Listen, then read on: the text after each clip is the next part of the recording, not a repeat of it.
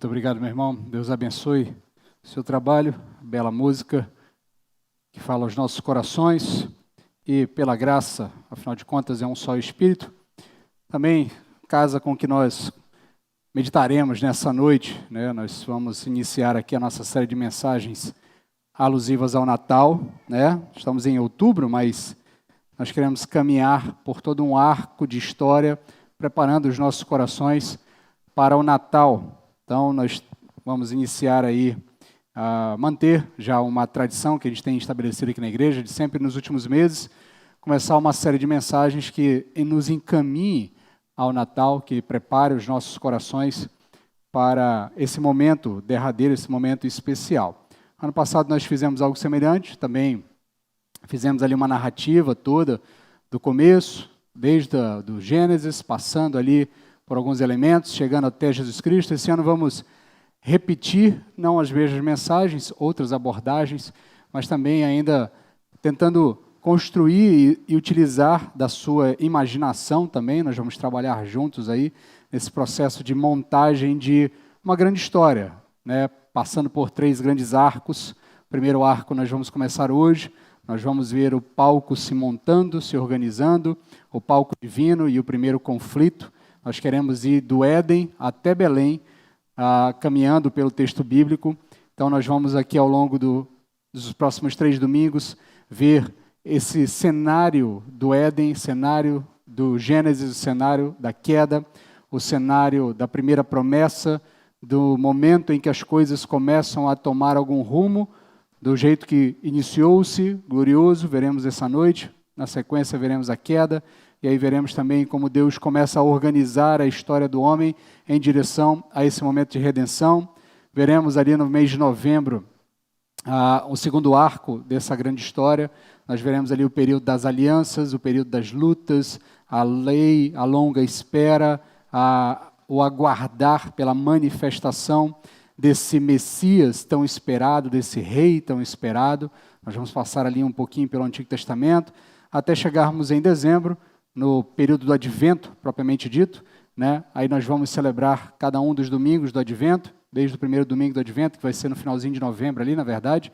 Nós vamos já caminhando ali para o momento do protagonista aparecer, Jesus Cristo, aquele a quem se aguarda, aquele a quem se espera. Então nós vamos ver a chegada do protagonista, o Verbo encarnado e a aurora eterna, a esperança que vai nos demover a caminhar esta vida. E caminhando por aí, nós vamos analisar alguns textos nessa noite. Nós vamos, pelo texto de Gênesis, nós vamos hoje meditar sobre Deus, a criação, Deus, o palco, nós vamos ver o alvorecer da perfeição, vamos ver o nosso enredo inicial, Deus, o Criador, e a coroa de sua obra. Nós vamos meditar no texto de Gênesis, capítulo 1, do verso 26 até o verso 31, e depois nós vamos dar um pulo também no capítulo 2, do verso 15 até o verso 17. Então, ao longo desses próximos meses, nós estaremos caminhando nessa série de mensagens, do Éden a Belém, ouvir, contar a história, por isso nós cantamos esse hino logo no começo também, ouvir, contar a história de Jesus, o Rei da Glória. Então nós vamos caminhando ao longo desses próximos domingos, meditando nessa história de Jesus que é contada desde o começo do texto bíblico. E aí eu quero convidar você a ler o texto do capítulo 1, do verso 26 até o verso 31. Verso 26, do capítulo 1 de Gênesis, do verso 26 até o verso 31. O texto bíblico diz o seguinte: E disse Deus, façamos o homem à nossa imagem, conforme nossa semelhança. Domine ele sobre os peixes do mar, sobre as aves do céu, sobre o gado, sobre os animais selvagens, sobre todo animal rastejante que se arrasta sobre a terra. E Deus criou o homem, à sua imagem, a imagem de Deus o criou, homem e mulher os criou. Então Deus os abençoou e disse-lhes: Frutificai e multiplicai-vos, enchei a terra e sujeitai-a, dominai sobre os peixes do mar, sobre as aves do céu, sobre todos os animais que rastejam sobre a terra. Disse-lhes mais: Eu vos dou todos os vegetais que dão semente, os quais acham sobre a face da terra. sobre a face de toda a terra, bem como todas as árvores em que há fruto, que dê semente, eles vos servirão de alimento. E todos os animais selvagens, a todas as aves do céu e a todo ser vivo que rasteja sobre a terra, a terra dou todo o planeta verde, toda a planta verde como alimento, e assim foi.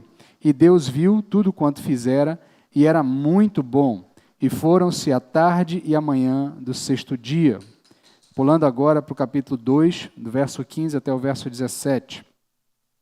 E o Senhor Deus tomou o homem e o colocou no jardim do Éden, para que o homem o cultivasse e o guardasse. Então o Senhor Deus ordenou ao homem: podes comer livremente de qualquer árvore do jardim, mas não comerás da árvore do conhecimento do bem e do mal, porque o dia que dela comerdes, com certeza morrerás. Porque o dia que dela comerdes, com certeza morrerás. Vamos orar. Senhor, dá-nos a Tua graça, dá-nos a Tua misericórdia, para que possamos compreender a Tua palavra nessa noite. Ajuda-nos a captar esta grande história, ajuda-nos a aprender esse grande enredo que é tratado ao longo de todo o texto bíblico, a fim de que nossos corações sejam enternecidos por essa bela mensagem, por essa bela história.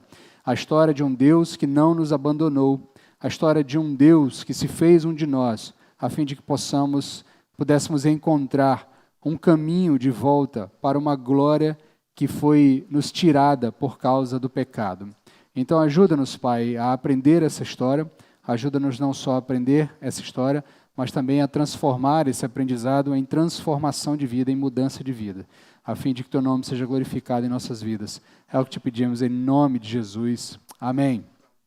Então, meus queridos, ouvi contar a história mais antiga de todas, antes mesmo de qualquer relógio marcar o tempo que conhecemos. No princípio, não havia nada além do grande contador de história. E ele, pela sua palavra, começou a tecer a realidade. Da escuridão nasceu a luz, do vazio surgiu o universo, e cada estrela, cada oceano, cada criatura dançava em perfeita harmonia. Deus olhou para tudo o que tinha feito e viu que era bom, muito bom. Mas o ponto alto desse conto, o ápice da sua criação, não foram os céus ou as feras, foi o homem e a mulher. Criados não como meras criaturas, mas como um espelho da sua própria essência, a sua imagem e semelhança. E a eles foi dado um jardim, um Éden de deleites, para cultivar e guardar, como seus vices-regentes. Tinham liberdade vasta, uma comunhão perfeita com o Criador, e a promessa de vida eterna em cada fôlego. Havia apenas uma condição, uma única árvore, um sinal claro da soberania e bondade de Deus, não para privá-los, mas para testar a confiança que geraria a verdadeira liberdade. A história começava na perfeição, com uma melodia de glória, onde Deus, o homem e a criação viviam em uma dança harmoniosa. O propósito era claro, viver para o louvor do grande Criador. Então, hoje nós queremos meditar nesse primeiro momento da história, nesse momento logo ali no início da criação. Nós queremos ver como Deus dá início a essa história, criando a humanidade, e no meio desse processo de criar a humanidade, Ele cria todas as coisas ao redor e estabelece ao homem alguns limites. E como o homem lida com isso, no seu propósito inicial, e como as consequências do fato do homem lidar de forma equivocada, trazem para nós um problema sério que precisa ser resolvido ao longo de toda essa história. Então nós vamos dividir o texto aqui em algumas partes, vamos analisar alguns versos do texto, e nós vamos aprender algumas coisas primeiro do texto, depois nós vamos ver o que essas coisas falam sobre nós, o que elas apontam em nós, sobre aquilo que precisa ser transformado, e finalmente veremos como nós podemos pegar aquilo que aprendemos e transformar em atos reais de transformação ou de melhor comportamento, segundo a imagem e semelhança de Deus, como o próprio texto já nos anunciou que era o nosso propósito original. Então nós vamos ver aqui primeiro o aprendizado da perfeição, Deus, o Criador e a coroa de sua obra, o início da nossa jornada. Primeiro nós vamos ver aqui um elemento interessante, que é a soberania da palavra. No verso 26a, o texto diz que Deus começa falando, e disse Deus, façamos o homem à nossa imagem conforme a nossa semelhança. Aqui nós vemos o conselho divino em atuação. Deus, na sua eterna sabedoria, Pai, Filho e Espírito, juntos, unidos, olham para a criação e resolvem criar o homem à sua imagem e semelhança. Façamos, é assim que o texto se expressa. Para a teologia, de uma maneira geral, isso ecoa a pluralidade da Trindade em ação.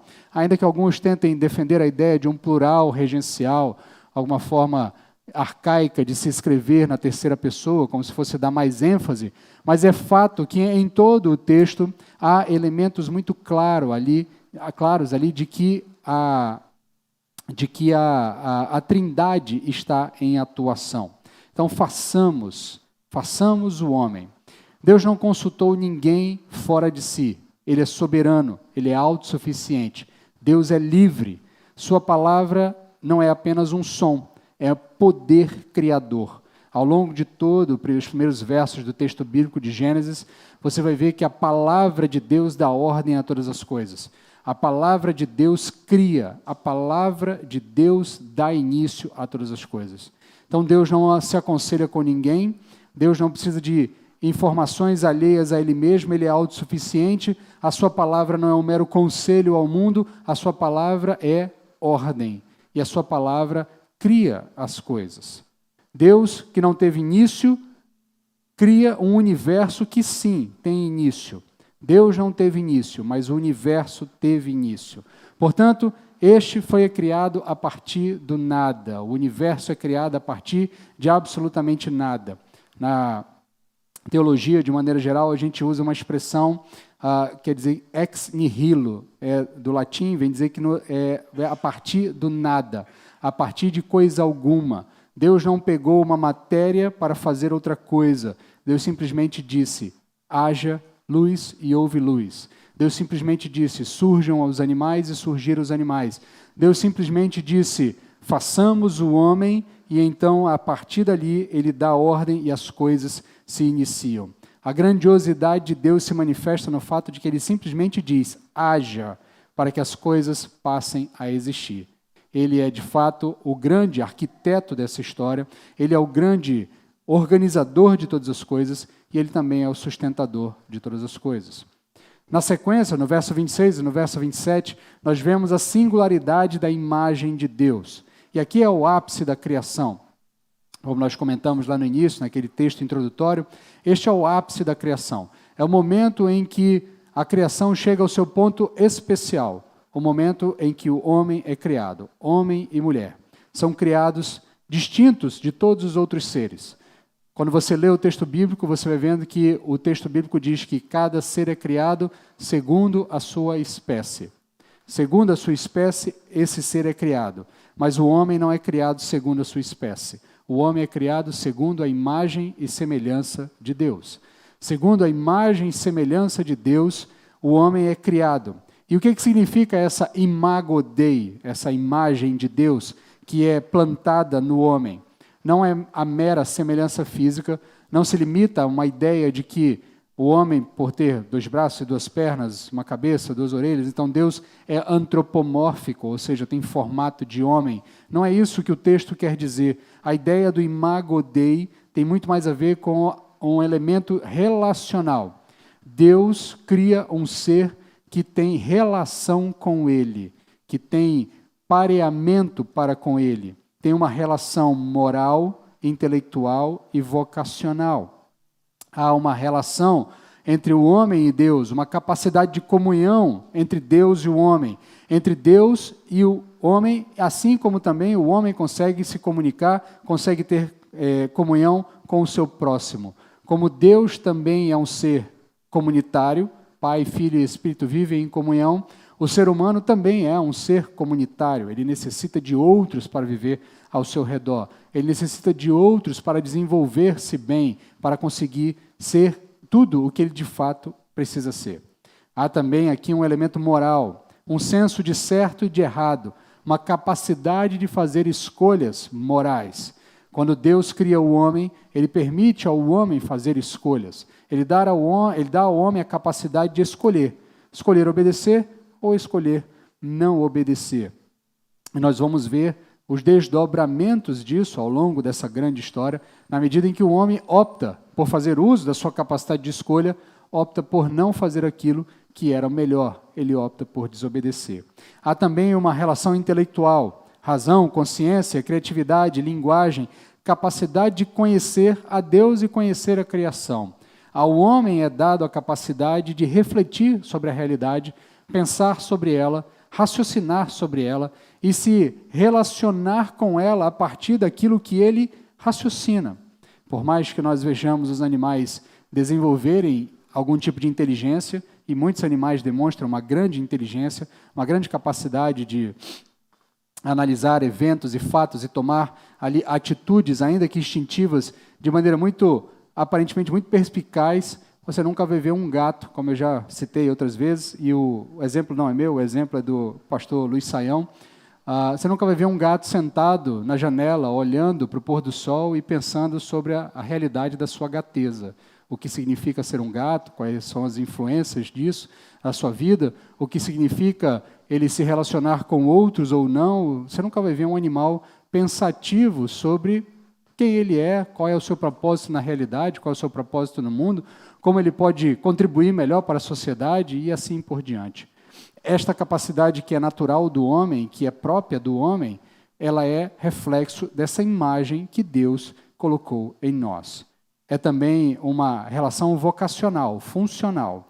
A capacidade de exercer domínio e de ser uma espécie de vice-regente de Deus na criação é dada a nós como uma referência direta dessa imagem de Deus.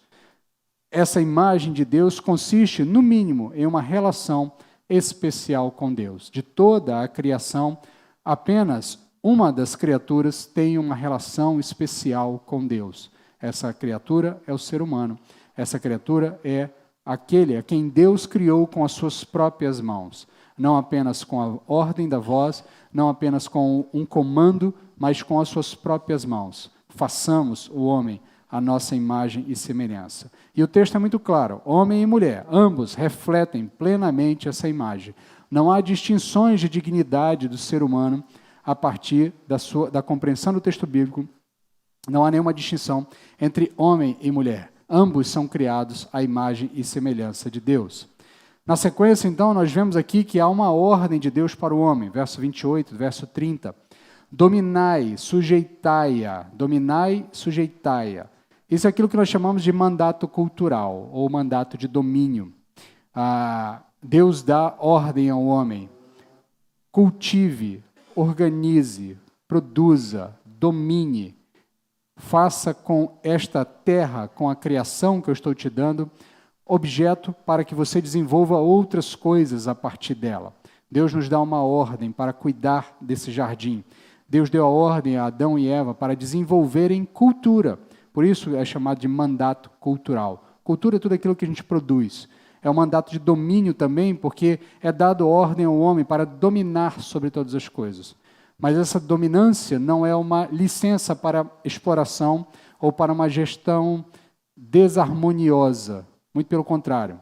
É uma ordem para uma gestão harmoniosa, amorosa, sábia e criativa, que reflete o próprio governo de Deus. Afinal de contas, a criação continua sendo de Deus. Foi dado ao homem, foi dado a Adão e Eva, a capacidade de serem vice-regentes de Deus. Não donos de todas as coisas, não donos da criação, não senhores sobre a criação. Ainda que esse elemento ainda permaneça conosco, nós somos chamados também a olhar para a criação não apenas como um objeto para atender às nossas satisfações, mas um objeto para ser cuidado, para ser desenvolvido, como o próprio Deus faria. Afinal de contas, nos foi dado a ordem de dominar e sujeitar e de cuidar desse jardim que Deus nos deu. O homem deve cultivar, deve desenvolver, deve trazer ordem e beleza à criação para a glória de Deus. E aqui, nesse sentido, nasce a primeira vocação do homem. O homem foi chamado para o trabalho. O homem foi chamado para viver constantemente desenvolvendo, porque o Senhor, que é o Senhor da criação, constantemente trabalha, constantemente desenvolve. Então o trabalho não é uma maldição, como algumas percepções equivocadas do texto bíblico tentam fazer uma leitura errada de Gênesis capítulo 3, do verso 15 em diante, quando associam a punição que é dada a Adão como uma espécie de punição relativa ao trabalho. O trabalho nunca foi para nós uma punição. Muito pelo contrário, desde o início, Deus disse: domine sobre todas as coisas, sujeite as coisas, crie, cultive, administre, trabalhe nesta criação que eu te dei. Então, o trabalho não é uma maldição, mas é uma vocação, é um ato de adoração. Deus proveu alimento abundante, mostrando a sua generosidade e cuidado com as suas criaturas. Cabe ao homem administrar tudo aquilo que Deus lhe deu. Ao homem foi dada a ordem de administrar tudo aquilo que Deus lhe deu. E aí nós vemos também no verso 31 a afirmação da perfeição confirmada. Após cada etapa da criação, Deus avaliava e dizia: e viu Deus que era bom. No final do sexto dia, após criar o homem e a mulher, a avaliação se torna mais enfática. E viu Deus que era bom. E viu Deus que tudo quanto fizera era muito bom. Quando ele termina de criar o homem e a mulher, ele não apenas enfatiza o fato de que é bom, ele eleva essa ênfase e diz: é muito bom. Então não havia pecado, não havia dor, não havia desarmonia. Nós estávamos em um estado de perfeição. Esta é a glória original. Esta é a glória para a qual Deus nos criou. Esta é a realidade para a qual Deus formou homem e mulher. Um estado de harmonia com a criação, um estado de harmonia com o próprio Deus, um estado de harmonia entre homem e mulher.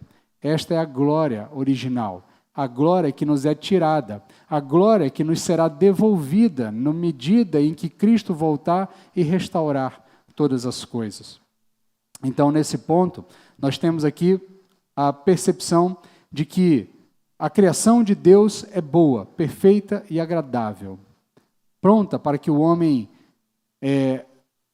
utilize dela, para que o homem viva em plena harmonia com ela. Contudo, no meio de tudo isso, Deus impõe um limite.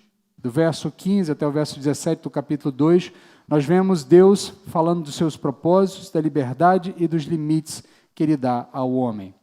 Então nós temos ali no verso 15, Deus dizendo o seguinte: tomou, pois, o Senhor Deus ao homem e o colocou no jardim do Éden para cultivar e guardar. O Éden não era um lugar de ócio, mas era um lugar de propósito. O homem foi feito para o trabalho, como a gente já comentou, para cuidar, para ser ativo nessa criação. O trabalho é inerente à dignidade humana antes mesmo da queda. Mas Deus impõe um limite, verso 16 e verso 17. De toda a árvore do jardim comerás livremente. Deus dá uma vasta liberdade ao homem. A generosidade de Deus é esbanjada. O homem tinha acesso a todas as coisas, menos a uma árvore. Mas a árvore do conhecimento do bem e do mal não comerás, porque no dia que dela comeres, certamente morrerás. Deus então impõe um único limite. Esse limite não é arbitrário, mas é de fato um teste para a obediência do homem. Deus coloca um limite para testar o quanto aquele homem acredita na sua palavra, na palavra de Deus, o quanto o homem confia em Deus. E a escolha não era entre ignorância e conhecimento, mas era entre permanecer bom ou se tornar mal. O limite é uma expressão do governo de Deus, de sua soberania, que define o que é bom para as suas criaturas. Era bom para o homem não comer daquela árvore. Era bom para o homem permanecer do jeito que estava. Era bom para o homem permanecer naquele estado da glória original. Contudo, o homem escolhe fazer aquilo que é mal a ele, aquilo que é mal aos olhos do Senhor. A vida, antes e hoje, depende de fé e de obediência. Já no Éden, dependia que Adão e Eva tivessem fé na palavra de Deus. Quando Deus diz a Adão e Eva que eles não deveriam comer, porque o dia que eles comerem, certamente eles morreriam, cabia a eles acreditar naquela palavra. Cabia a eles colocar fé naquela palavra de Deus. Ainda hoje, para que nós possamos ter vida, cabe a nós fé e obediência. Na medida em que o Evangelho é anunciado, na medida em que a verdade da nossa condição nos é anunciada, na verdade, no momento em que o texto bíblico desnuda diante de nós a realidade da nossa condição de queda, cabe a nós crer naquilo que a palavra de Deus fala sobre nós e depositar a nossa fé e a nossa obediência ao Senhor, a fim de que possamos, de fato, encontrar vida e ter aquele estado original restaurado em nossas vidas. Então, meus queridos, diante daquilo que nós já vimos aqui no texto, nós contemplamos, então, esse design perfeito de Deus, essa glória original da criação e essa dignidade que é conferida ao homem. O palco que foi montado para Deus, ou melhor, foi montado por Deus para nós, é um palco impecável, um palco onde nada nos faltava, onde tínhamos tudo. Tínhamos não só todas as condições materiais, mas, acima de tudo, tínhamos a comunhão plena com Deus. Tínhamos a comunhão real com Deus. Diante disso, esse palco impecável, os protagonistas feitos para reinar em um relacionamento íntimo com o Criador. Contudo, nós somos agora apresentados ao eco distorcido da nossa realidade. Quando nós olhamos para aquilo que foi relatado no texto, e quando olhamos para a nossa realidade hoje, nós vemos que as coisas não se encaixam, as coisas não são a mesma coisa. Nós não vivemos em harmonia com a criação, nós não vivemos em harmonia com os nossos iguais, nós não vivemos em harmonia com Deus. Pelo contrário, nós vivemos sempre em um estado de beligerância, em um estado de guerra. Portanto, agora, à luz dessa glória original, nós somos confrontados com a nossa realidade. E o que vemos é que em nós está a desarmonia com esse design original, com essa glória original. E como é que nós podemos detectar isso? Como é que nós podemos perceber que há uma desarmonia? Diferentemente daquele momento da criação, hoje o que nós temos é uma idolatria da autonomia. O nosso coração caído incessantemente clama por ser como Deus.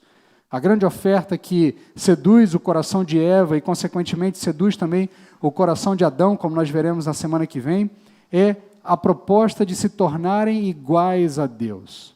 E ainda hoje, aquilo que demove os nossos corações na direção do afastamento constante de Deus é o fato de que nós queremos sempre ser iguais a Deus.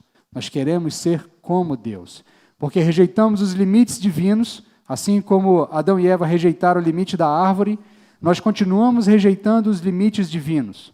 Queremos definir o nosso próprio bem e mal. Queremos definir o que é bom ou o que não é bom para nós. Queremos, como criaturas, definir o que criaturas de fato podem ou não podem fazer, ao invés de confiar no que o Criador falou sobre suas criaturas, no que o Criador afirmou sobre suas criaturas. Nós queremos a coroa do domínio, sem o cetro da submissão a Deus.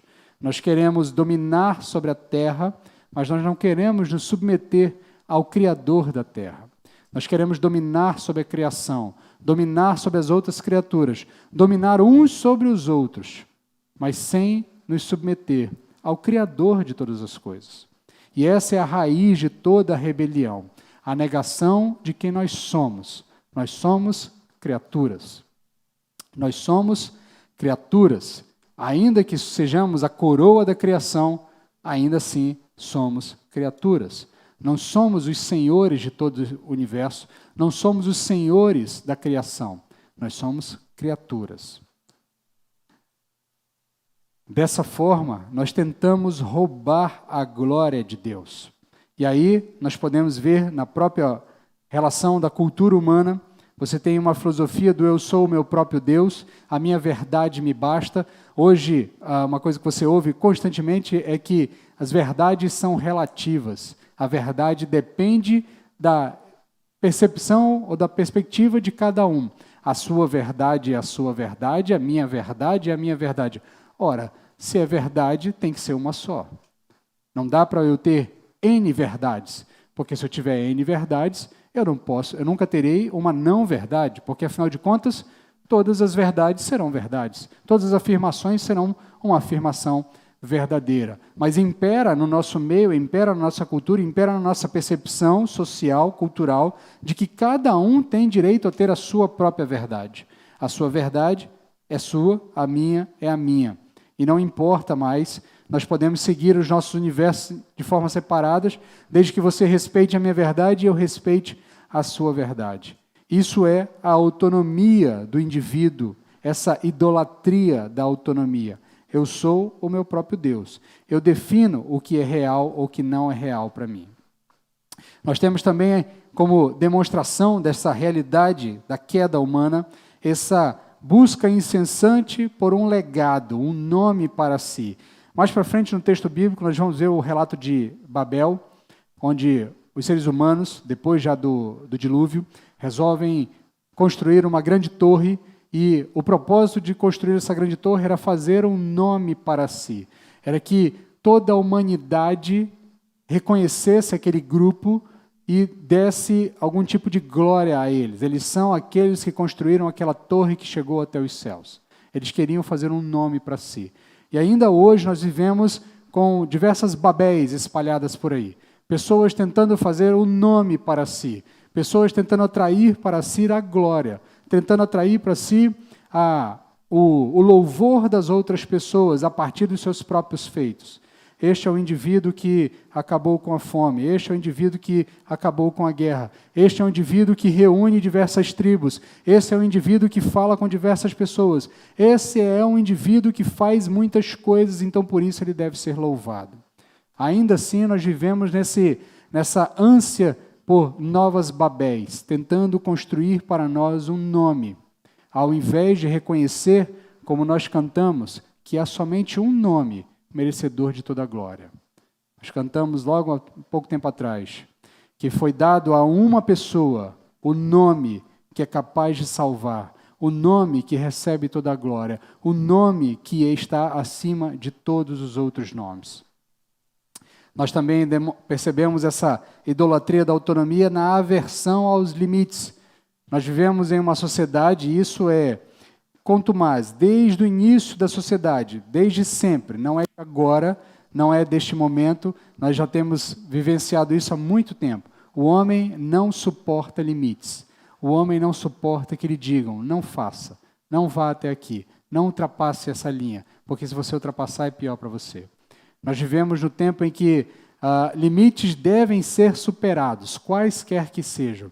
E aqui eu não estou querendo dizer que você não deva procurar superar os seus limites profissionais, intelectuais, de desenvolvimento pessoal, humano, mas para que você perceba, o que eu estou querendo dizer é que há uma ânsia do ser humano de não perceber que tem coisas que não dá para ultrapassar, tem limites que não dá para ultrapassar. Não dá para transformar A em B. A será sempre A, B será sempre B. 1 mais 1 sempre será 2. 2 mais 2 sempre serão 4. Há verdades matemáticas, e ainda que eu esteja aqui usando uma espécie de euforismo para falar de outras coisas, há verdades que estão definidas que não podem ser transformadas. Ainda que você maqueie essas percepções, ainda que você tente transformar externamente, a realidade interna não será transformada. Então, nesse sentido, o homem não consegue perceber que limites nos são colocados e limites são bons. Limites nos mostram que nós não somos os senhores de todas as coisas. Muito pelo contrário, nós somos criaturas. E como criaturas, nós precisamos acreditar que há alguém que sabe mais do que nós e que define para nós até onde nós podemos ir. E aí nós temos uma desvalorização da imagem do homem, da imago Dei. Nós tratamos a nós mesmos de uma maneira muito rude. Nós usamos uns aos outros como meio, não meios para chegarmos a algum fim. Eu tenho falado disso aos irmãos ao longo das leituras das cartas de Paulo, das mensagens que temos feito nas cartas de Paulo, nas mensagens anteriores, que o grande papel do Evangelho na vida do homem é reordenar essa relação do homem com outro indivíduo. Porque, de uma maneira geral, nós queremos usar os outros para a nossa própria satisfação. Nós não nos relacionamos com o outro como se estivéssemos nos relacionando com alguém que é imagem e semelhança de Deus. Nós queremos usar o outro para a nossa própria satisfação, para o nosso próprio bem. Mas o Evangelho reordena essa relação.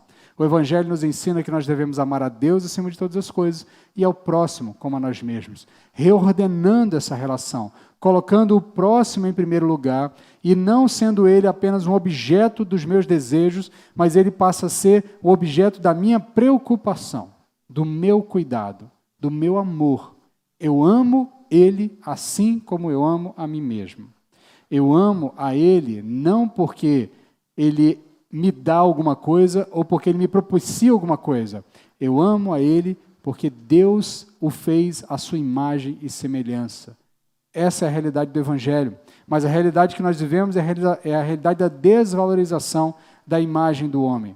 Objetificação e desumanização das pessoas. Indivíduos hoje, no universo online, passam a ser apenas nicks, passam a ser apenas perfis em uma rede social. Então, se alguém fala alguma coisa que foge da cartilha do momento, nós os atacamos com força veemente, com o desejo voraz de destruir a sua vida, destruir a sua reputação, de impedir que este indivíduo tenha contato com qualquer outra pessoa, que ele tenha qualquer tipo de contrato, qualquer tipo de emprego, qualquer tipo de atividade. Nós objetificamos e transformamos aquele perfil online em um objeto do nosso ataque. Nós esquecemos que por trás há um indivíduo, há uma pessoa que foi criada à imagem e semelhança de Deus e que tem dignidade. Ainda que ele use mal das suas capacidades, ainda que ele use mal daquilo faça mau uso daquilo que Deus lhe deu. Isso não nos dá o direito de desejar destruí-lo, de desejar eliminá-lo, de desejar obliterá-lo da face da terra. Então, essa objetificação, essa desumanização é uma demonstração clara da desvalorização da imagem de Deus. Nós temos também a banalização da violência e da morte. Nós vivemos em um país onde a morte é apenas um dado estatístico. Quando nós levantamos os dados estatísticos, o Brasil, há muito tempo, há muitos anos, vive em um estado de guerra. Há mais mortes no nosso país do que em países que estão, de fato, em guerra. Se compararmos a quantidade de mortes que acontece no Brasil no espaço de um ano e a quantidade de mortes que acontece em países que estão em guerra, ou elas estão muito próximas uma da outra, ou o Brasil supera elas. Eu lembro de uma vez vendo um documentário sobre uma cidade no Canadá, daquelas cidades que ficam lá na fronteira com a parte gelada, né? E a cidade tem ali diversos elementos culturais, né, da própria realidade, é uma cidade muito pacata, né? E ela é tão pacata a ponto das pessoas deixarem tranquilamente suas portas abertas e tal. Há também lá uma justificativa, porque de vez em quando passam ursos polares por ali, e aí o pessoal diz que as casas têm que ficar abertas, porque as pessoas têm que ter onde se esconder. Então não dá para alguém correr o risco de, vendo um urso polar, correr para uma casa e bater na porta e a porta trancada. Mas, de uma forma geral, há todo um conceito de tranquilidade na cidade. E aí aconteceu um crime, aconteceu um assassinato na cidade. E as pessoas, há muito tempo aquilo não acontecia, e as pessoas se juntaram e foram interpelar as autoridades perguntando o que estava acontecendo, porque não era normal aquilo acontecer. Então as pessoas queriam descobrir o quanto antes o porquê aquilo havia acontecido, porque aquilo não era para estar acontecendo. E aí nós olhamos aquilo de uma maneira até um tanto quanto distante, porque nós vemos aquela realidade e pensamos, mas isso é coisa de países de primeiro mundo, pessoas muito... Não, meus irmãos, isso é a naturalidade, isso é a normalidade. Nós é que vivemos na anormalidade. Nós é que vivemos na anormalidade de ver notícias de que hoje morreram tantos e que isso é normal, faz parte da realidade. Na medida em que pessoas morrem, nós devemos estar perguntando o que está acontecendo, por que pessoas estão morrendo? Por que pessoas estão sendo assassinadas? E por que nós não descobrimos as razões pelas quais essas coisas estão acontecendo? Por que nós não prendemos as pessoas? Por que nós não punimos as pessoas que fizeram essas coisas? Então, nós é que vivemos na anormalidade. E essa anormalidade, ela está ligada com essa banalização da violência, essa desvalorização da imago Dei. Ao mesmo tempo que nós fazemos pouco barulho quando indivíduos são mortos, em qualquer tipo de situação, seja em ações de confronto com a polícia, sejam em ações de maldade humana, assim como nós fazemos proporcionalmente igual ao nosso silêncio diante dessas situações, está o barulho que muitas vezes alguns ramos da sociedade fazem quando querem discutir alguns tipos de elementos, como aborto. Né? Então, a banalização da vida está nos dois extremos. Se, por um lado, nós ignoramos a vida já desenvolvida, quando ela se perde, nós também, por outro lado, banalizamos a vida que ainda está em formação. Nós abrimos mão dos limites, porque nós não olhamos para esses indivíduos como imago Dei. Nós olhamos para esses indivíduos apenas como elementos, como números, com algum tipo de problema. O bandido morre, não tem problema. O bebê vai atrapalhar a minha vida, então ele pode morrer, não tem problema. No fim das contas, isso é a demonstração de como a nossa natureza está quebrada, ou como estamos distantes daquele palco original, daquele momento de harmonia, o quanto estamos distantes daquela realidade que Deus preparou para nós no Éden. Nós temos também a exploração da criação, não conseguimos viver em harmonia, ainda que tenhamos recursos naturais para subsidiar o mundo inteiro, tá? De alimento e de sustento, a quer que seja, a nossa incapacidade de usar harmoniosamente aquilo que Deus nos deu, nos impede de viver em um estado de harmonia com a criação.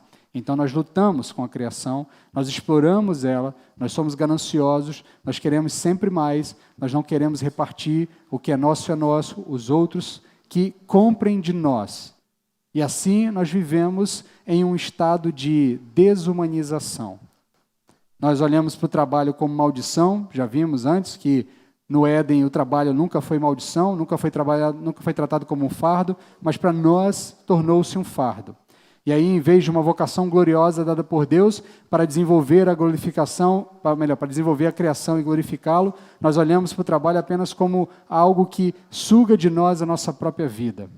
Quando, na verdade, qualquer que seja o trabalho que nós tenhamos às nossas mãos, é um elemento para glorificarmos a Deus. Nós buscamos o ócio e a riqueza. Acho interessante quando as pessoas ficam falando da Mega Sena, né? Todo final de ano começa aí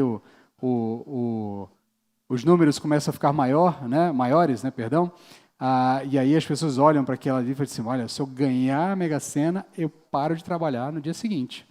Entendeu? Dou tchau para o meu chefe, peço minhas contas e vou viver na flauta, né? Vou viver no ócio. Meu irmão, nós não fomos feitos para viver no ócio. Dificilmente você vê alguém que fala assim, se eu ganhasse essa Mega Sena, eu abria uma empresa, ia empregar não sei quantas pessoas, ia desenvolver, ia injetar toda essa grana lá para fazer mais emprego, para mais gente produzir, para mais gente crescer, para mais gente ter. Não, as pessoas dizem, eu ia meter numa aplicação, me ir embora para a praia e ficar lá só olhando o tempo passar. Meu querido, você não foi feito para o ócio. Em novos céus e nova terra, deixa eu contar uma coisa para você aqui, tá? Não sei se te contaram, mas em novos céus e nova terra não vai ter ócio. Tá? Você não vai ficar olhando para as nuvens, tocando harpa, esperando o tempo passar. Novos céus e nova terra, para onde nós desejamos ir juntamente com o nosso Criador, para voltarmos a esta realidade, é uma realidade de produção. É uma realidade onde nós viveremos para glorificar a Deus. E a glorificação a Deus passa por continuar administrando a criação de Deus. Nós continuaremos produzindo. Então, nesse sentido, quando olhamos para o trabalho como uma maldição, o que nós estamos vendo é a desvalorização da imago Dei. E, por fim, a desconfiança da bondade de Deus. Questionamentos aos comandos e aos limites de Deus, pensando que Ele está nos privando de algo bom. Preferimos seguir a nossa própria sabedoria, que no fundo é insensatez. Diante dos conselhos divinos, diante dos alertas divinos, diante de como Deus se revela a nós por intermédio de seu Filho, por intermédio da sua palavra, por intermédio da sua igreja, nós preferimos ignorar as ordens de Deus, porque no fundo nós continuamos desconfiando de Deus. E isso é reflexo de uma imagem de Deus que foi arranhada em nós, de uma imagem que foi deturpada pelo pecado. Diante disso, nós precisamos achar um meio para corrigir esse problema. E aí nós somos chamados a ser redesenhados em Cristo Jesus. Graças a Deus que a história não acaba por ali. Graças a Deus que a história não acaba naquele momento da queda. Embora nós sejamos quebrados em relação a esse design original, Deus não nos abandonou e Ele também não abandonou o seu plano. Deus não desistiu de ter a sua criação em um ambiente de paz e harmonia, tanto com Ele como com a própria criação.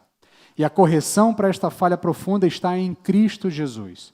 É por intermédio da pessoa de Cristo Jesus que essas falhas são corrigidas, que essas falhas são arrumadas, e então podemos retornar àquele estado original. Mas como é que nós podemos chegar até lá? Como é que nós podemos chegar a esse estado de correção na pessoa de Cristo Jesus? Primeiramente, nós somos chamados ao arrependimento e humildade. O primeiro passo é o arrependimento sincero. É o arrependimento sincero da nossa autonomia e da nossa rebelião.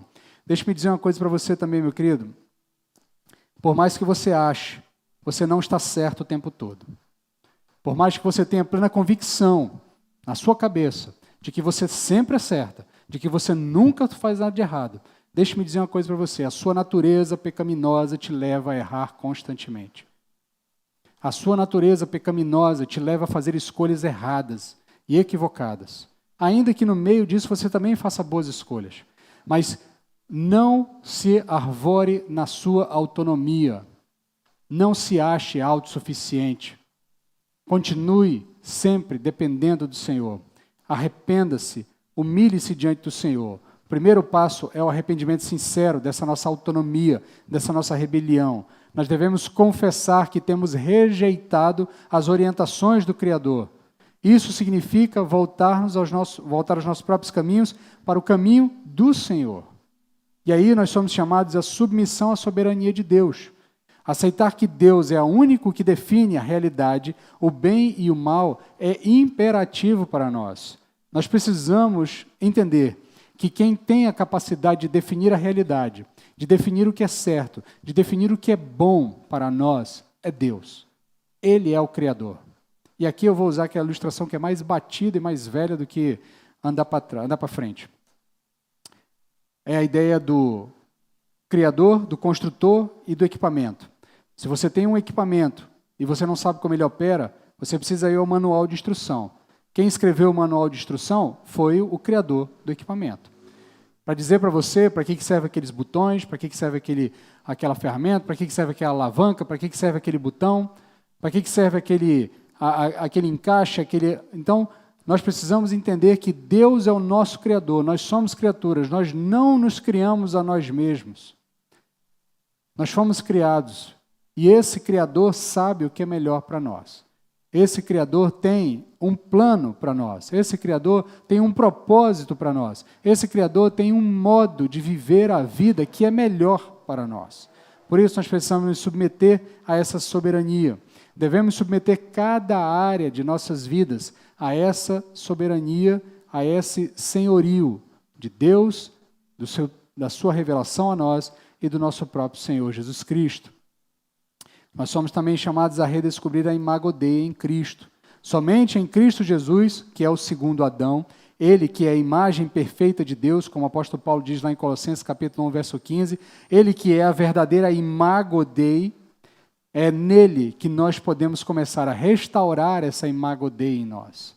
É em Cristo Jesus que nós encontramos o paradigma perfeito daquele plano original de Deus. Se nós queremos entender como alguém se comporta dentro da realidade daquele design perfeito do Éden, olhemos para Cristo Jesus, porque é nele que nós encontraremos os paradigmas perfeitos para o comportamento humano. Ele é a verdadeira imago Dei. Ele é a verdadeira imagem de Deus. Ele é aquilo que nós desejamos ser. Na medida em que nós nos aproximamos de Cristo, aquela imagem que em nós está arranhada e em Cristo está plena, perfeita, vai sendo restaurada em nós.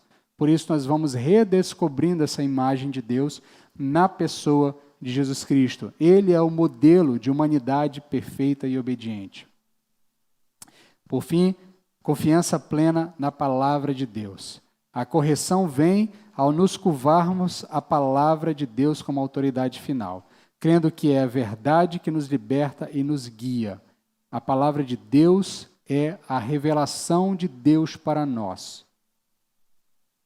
O que nós cremos é que esta palavra que nós temos em mão, esta Bíblia, este texto que nós temos em mão, contém tudo aquilo que Deus deseja revelar de si para nós, a fim de que nós retornemos àquele estado original. Por isso nós precisamos confiar na palavra. Então, se a palavra nos ensina, nós obedecemos. Se a palavra nos corrige, nós obedecemos. Se a palavra nos mostra que o nosso caminhar está equivocado, nós obedecemos, porque cremos que ela é a vontade de Deus, as nossas vidas, revelada para nós. E aí, como é que a gente vive isso em nossa vida? Tá? Nós somos chamados a viver essa realidade no nosso cotidiano. Como é que nós podemos aplicar essas verdades às nossas vidas e transformar a nossa vida na medida em que somos moldados, de novo, à imagem e semelhança de Cristo Jesus? Primeiro, você é chamado a uma adoração centrada no Criador. Comece o seu dia reconhecendo a Deus como seu Criador. Louve-o pela beleza da criação, pelo dom da sua vida, pela sua soberania em cada detalhe na sua vida. Que a sua vida seja um constante, só lhe deu glória. Que a sua vida seja um constante, toda a glória seja dada a Deus. Em absolutamente tudo. Em absolutamente todas as áreas da sua vida. Que você reflita essa glória de Deus. Romanos capítulo 11, verso 36, um texto que nós já passamos na sequência por Romanos, mas quero relembrar, porque dele e por meio dele e para ele são todas as coisas. A ele, pois a glória eternamente. Amém. Então comece o seu dia, viva o seu dia, reconhecendo o seu Criador e dando a ele a glória que lhe é devida. Você também é chamado a desenvolver uma ética de trabalho, uma ética de mordomia. Enxergue o seu trabalho, seja ele qual for, remunerado ou doméstico, secular ou eclesiástico, como uma extensão do seu mandato cultural. Gênesis capítulo 2, verso 15, que nós lemos lá no começo. Faça tudo o que lhe for dado à mão com excelência, para a glória de Deus, onde quer que você esteja. Se você estiver trabalhando no comércio, se você estiver trabalhando numa repartição pública, se você estiver trabalhando numa escola, se você estiver trabalhando na igreja, se você estiver trabalhando em casa, se você estiver trabalhando em home office, o que quer que seja que você faça, faça para a glória de Deus. Porque foi para isso que nós fomos criados. Foi para isso que nós fomos formados. Para trabalhar, para cuidar do que Deus deu a nós, para glorificar a Deus por intermédio do que fazemos. Ainda que os nossos trabalhos aparentemente sejam enfadonhos para nós, se nós enxergarmos eles como meios de glorificar o nosso Senhor, nós veremos uma outra graça em nosso trabalho que nós não estamos acostumados a ser. Isso é o que nós chamamos de ser um mordomo responsável dos recursos que Deus nos deu, do nosso tempo, dos nossos talentos, do nosso dinheiro e daquilo que nós temos ao nosso redor, do meio ambiente ao nosso redor. Há muito tempo atrás, logo que eu comecei aqui na igreja, eu fiz uma série de pregações em Tiago, e depois eu fiz uma série de pregações chamada Discípulo Radical. Usando como base um livro como guia orientador, um livro do John Stott com o mesmo nome, o Discípulo Radical. E um dos pontos que nós trabalhamos é a relação do discípulo com o meio ambiente. John Stott é um escritor que tem muita preocupação com essa questão, é próprio do seu tempo, mas o fato é que esse é um elemento, e eu lembro que ao final alguém me cumprimentou à porta, um irmão que já não está mais conosco aqui, ele se mudou, mas ele cumprimentou e disse assim: olha, pastor, eu nunca vi ninguém falar sobre isso. Eu nunca vi um púlpito falar da minha responsabilidade como crente para com o meio ambiente. Mas o texto bíblico é inundado disso. Nós somos incapazes de juntar o lé com o cré. Porque, na verdade, nós achamos que as coisas estão aí para nos atender, para nos beneficiar. E o texto bíblico nos diz que nós somos chamados a administrar tudo que Deus nos deu. Aí a gente está preocupado com o salário, aí fica brigando se o dízimo é sobre o bruto, é sobre o líquido, aí fica aqui discutindo se tem que ter 10%, se não 10%. Eu estou preocupado com dinheiro, mas eu não estou preocupado em dizimar do que Deus colocou ao meu redor. Eu não estou preocupado em cuidar do que Deus me deu ao meu redor. Aí eu não cuido da minha casa direito, da área urbana que tem ao meu redor, eu jogo lixo no chão, eu jogo lixo na rua, eu não cuido bem de como eu vou condicionar as coisas que eu estou descartando, eu consumo absurdamente e vou entulhando outras coisas, porque eu simplesmente acho que não, essas coisas aí deixa que o governo dá jeito. Eu não tenho nada a ver com isso. O problema nosso é que, na verdade, o governo não tem coleta seletiva. Então, esse é o grande problema. Não é meu consumo desenfreado de tranqueiras, de plástico e de outras coisas que eu não sei mais o que fazer com aquilo. Então, nós somos também chamados a ser mordomos da criação, a olhar como estamos consumindo as coisas, como estamos administrando o que Deus nos deu ao nosso redor. Então, seja um mordomo responsável dos recursos que Deus lhe deu. Tempo, talento, dinheiro e do meio ambiente que Deus nos deu. Por fim, relacionamentos centrados na imagem de Deus. Trate cada pessoa, cônjuge, filho, colegas e estranhos, com a dignidade que lhes é devida, como portadores da imago Dei. Honre-os, ame-os, sirva-os, lute contra todo preconceito, discriminação ou desvalorização do ser humano. Todo ser humano é imago Dei. Não é só você que se converteu que é imago Dei, não, meu irmão. Todo ser humano é imago Dei. Ainda que você não goste do espectro político que ele defenda, ele ainda é imago Dei. Ainda que ele torça para o time que você não goste, ele ainda assim é imago Dei. Ainda que ele faça o mal, ele é imago Dei. Então, trate todo ser criado por Deus com a dignidade que ele merece, porque ele é imagem de Deus. O apóstolo Marcos escreve a nós, capítulo 12, verso 31. Amarás ao teu próximo como a ti mesmo. É o grande mandamento, é o segundo grande mandamento. Busque a soberania divina na sua vida. Dedique-se diligentemente à leitura e ao estudo da palavra de Deus. Ela é que é lâmpada para os nossos pés, ela é que é luz para os nossos caminhos, como o salmista nos lembra, Salmo 119, 105. E é nela que nós encontramos a verdade que nos liberta das falsas autonomias. É na palavra de Deus que nós somos confrontados. Como o apóstolo Paulo diz, que toda a escritura é inspirada por Deus, é útil para o ensino, para a repreensão, para a correção e para a educação na justiça. 2 Timóteo, capítulo 3, verso 16. E por fim, tenha sua esperança na restauração. Mesmo reconhecendo que estamos em um estado de queda, que é o tema que nós veremos na semana que vem, mantenha viva a esperança na soberania de Deus, porque Ele não abandonou o seu plano. Deus não abandonou o seu plano de ter a sua criação em um estado de perfeição.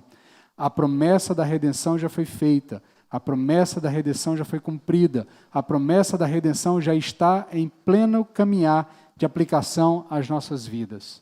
Isso deve encher os nossos corações de esperança, e Deus cumprirá plenamente a sua promessa, e um dia seremos todos restaurados à imagem e semelhança de Deus, e viveremos novamente em um estado de perfeição com Ele, para todo o sempre.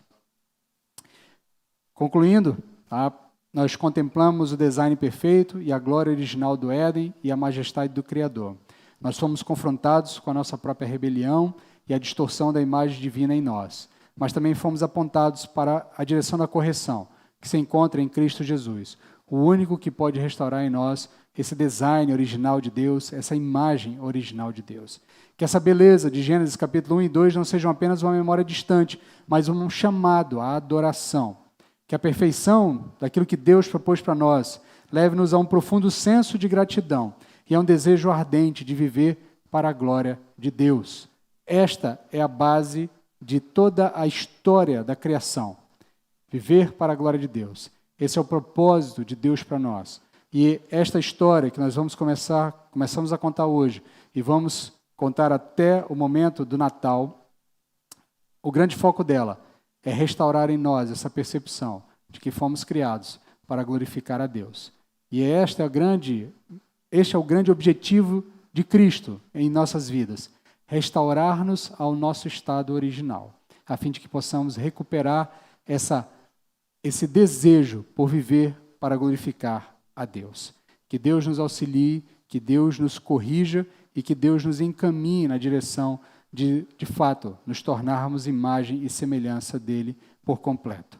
Quero convidar você a orar comigo agora, encerrando este momento. Senhor, nós te pedimos pela tua graça e pela tua misericórdia que o Senhor nos auxilie e que esta história que estamos navegando por ela possa aquecer os nossos corações na direção da compreensão de que precisamos cada vez mais de Ti. Precisamos entender cada vez mais a Tua vontade para as nossas vidas, a fim de que sejamos transformados por ela, a fim de que sejamos moldados mais uma vez à Tua imagem e semelhança. E na medida em que isso for acontecendo em nossas vidas, que o Teu nome seja glorificado por cada momento de transformação, que os nossos afetos sejam reordenados na direção de nos tornarmos adoradores reais, aqueles que de fato vivem para glorificar o Teu nome em tudo o que fazem. É o que te pedimos, em nome de Jesus. Amém. Amém, meus queridos.